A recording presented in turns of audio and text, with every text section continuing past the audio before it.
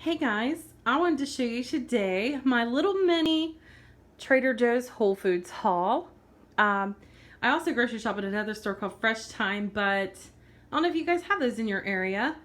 I live in Ohio. We do have a Fresh Time in northern Ohio or central Ohio. I travel a little ways to get there, but it is really nice farmer's market that I get a lot of my meat and vegetables and things at because it's super cheap. But if you're interested in those, let me know. But for right now, I'll show you Trader Joe's and Whole Foods. I got the Romaine Salad mix for salads, burrito bowls, wraps, whatever I want to stick it in. The baby spinach.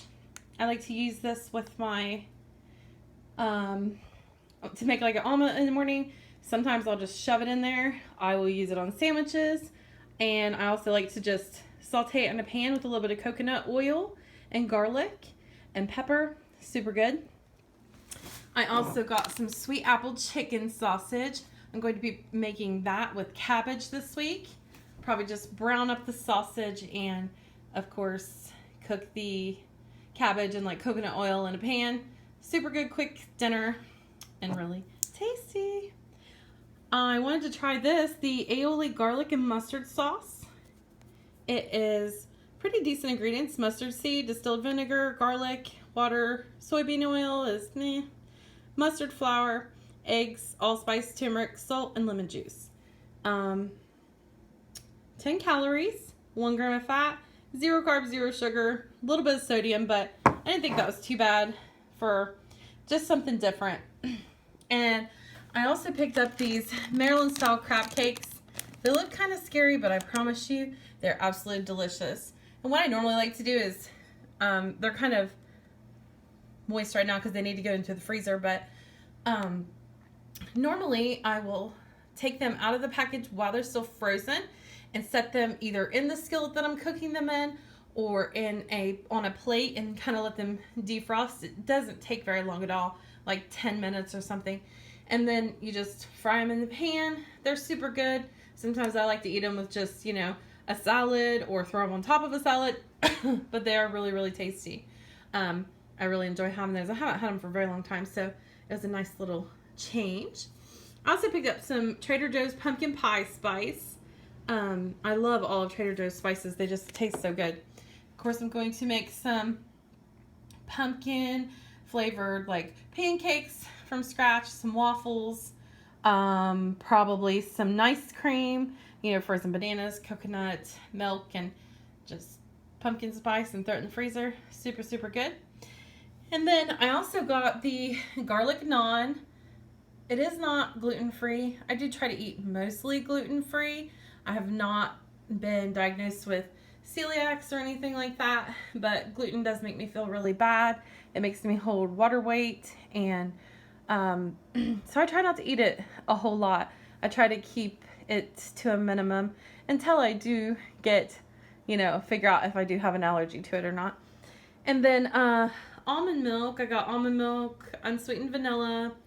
Trader Joe's brand is my favorite. If not, I do like the blue diamond, I think it is. You can get it like Kroger or Walmart or wherever. It's pretty good.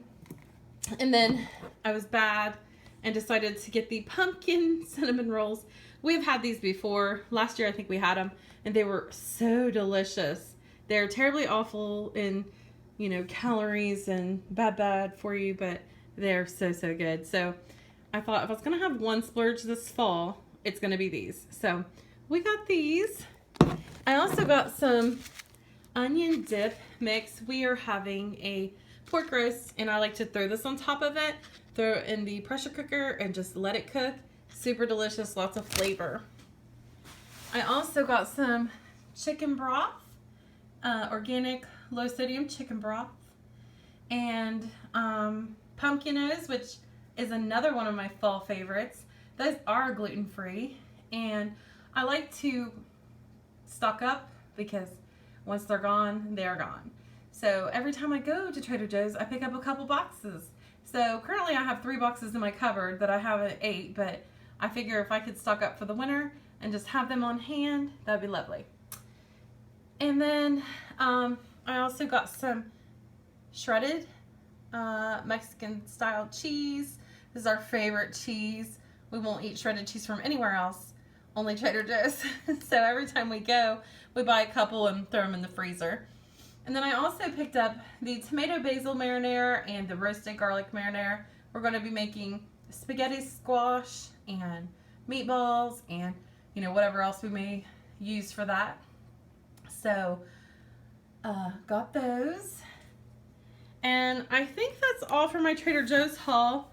I already had some other stuff from Trader Joe's from the last time I went, so I didn't get what I normally always get, but I got this little bit of stuff. And then we'll go ahead with the Whole Foods. So at Whole Foods, I like to have some gluten-free pizza on hand because we like to have pizza like, you know, every 2 weeks or sometimes once a week, but we're trying to be good. So I picked up some pizzas that are gluten-free. That way I don't have to make it, and it takes like 4 hours for the crust to rise and whatnot. So I picked up these, which I had tried them the last time we went to Whole Foods, and they were really good. So I picked up a couple. I got the gluten-free Smart Flour Foods Uncared Pepperoni Pizza made with ancient grains. These are very, very tasty pizzas. They are vegetarian-fed piggies, no antibiotics, certified gluten-free, and the ingredients are, you know, I like to the pork used and raised vegetarian-fed and never administered antibiotics, no MSG or preservatives, excellent source of protein and calcium, free of gluten, egg, soy, and rice, and cheese from cows that are not treated with synthetic hormones. All that stuff's pretty important. So, but it tastes really good. The flavor of the pizza is still there. Like, it doesn't taste like cardboard. It's not tough. It actually has a very, very good taste to it. I mean, the pizza is so pliable. Like, you can cook it, you can brown it, you can hold a piece of pizza with one hand.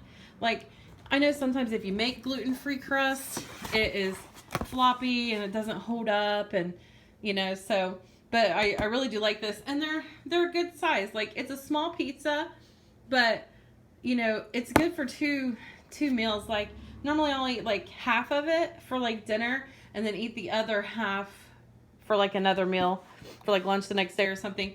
I also got the chicken sausage pizza.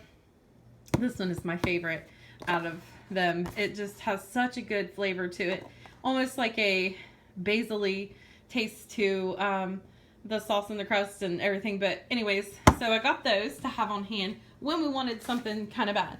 And then, of course, for pizza night, I got a Zevia.